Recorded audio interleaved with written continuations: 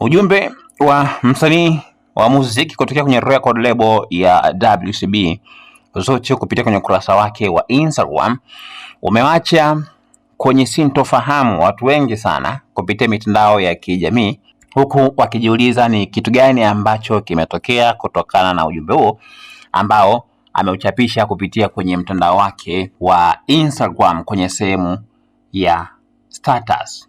Na hii ni Zuchu ameweka wazi kuwa yeye na Diamond Platnumz wameachana baada ya kuwa pamoja kwa takriban miaka 6 kupitia kwenye ujumbe huu ambao ameuchapisha kwenye ukurasa wake, huku akisema kwamba amefikia uamuzi huo bila kinyongo na kwamba kwa sasa ataelekeza nguvu zake kwenye kazi zake. Lakini hatua hiyo pia imekuja mara baada jana kufanyika sherehe. Ameandaa party maalum kabisa kwa ajili ya mama yake ambaye ni Mama Dangote, ambapo Diamond alionekana pia akicheza na wanawake kadhaa. Video pia ambazo zimesambaa kwenye mitandao ya kijamii zimezua mjadala mkubwa sana, huku wengi pia wakihusisha tukio hilo pia na uamuzi wa Zuchu kutangaza kuachana naye.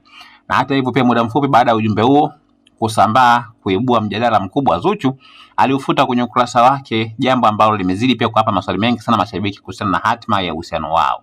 Katika ujumbe huo Zuchu ameandika kuwa safari yao ya miaka 6 imefikia mwisho kwa kipindi hiki, ambapo amesema sasa hivi ataelekeza nguvu zake katika kazi za kimuziki zaidi. Utakumbuka kama ambavyo nimezungumza hapo mwanzo kwamba jana kulikuwa na sherehe ya kuzaliwa kwa Mama Diamond Platnumz ambayo ilifanyika Madale, na walialikwa watu wengi sana katika sherehe hiyo.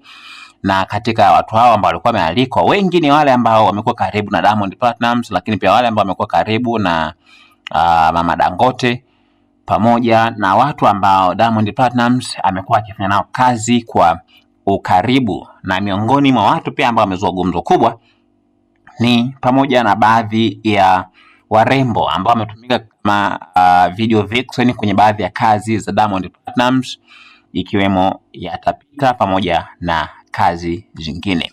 Lakini kumekuwepo na tetesi za Alia ambaye ni mtangazaji kupitia vyombo vya habari ambavyo vimekuwa vikimilikiwa na Diamond Platnumz kuhusishwa kuwa kwenye mahusiano na Diamond Platnumz, na watu wakienda mbali zaidi kudai kwamba wamezaa, licha ya kwamba hakuna uthibitisho wote, kwa maana kwamba hajai kuzungumzwa na Alia mwenyewe au Diamond Platnumz kama ni kweli kuhusiana na tuhuma hizo ambazo zimekuwa zikiwahusu. Sasa jana Alia pia aliitwa katika pati hiyo na alitoa zawadi, na yeye pia alikuwa ni mwenyekiti wa kamati ya maandalizi ya shughuli hiyo, kitu ambacho kimezua maswali kwa watu wengi sana. Sasa watu wameenda mbali zaidi na kudai kwamba huenda ikawa sababu ya Zuchu kuachana na Diamond ikawa ni hiyo, licha kwamba hakuna uthibitisho wowote ule.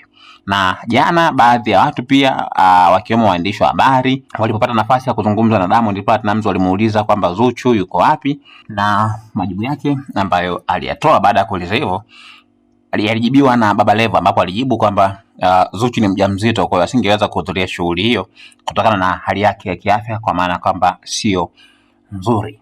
Haya, maoni yako na mtazamo wako ni upi? Basi usiache kucomment na kusubscribe channel yetu ya YouTube ambayo inasomeka Dodoma TV.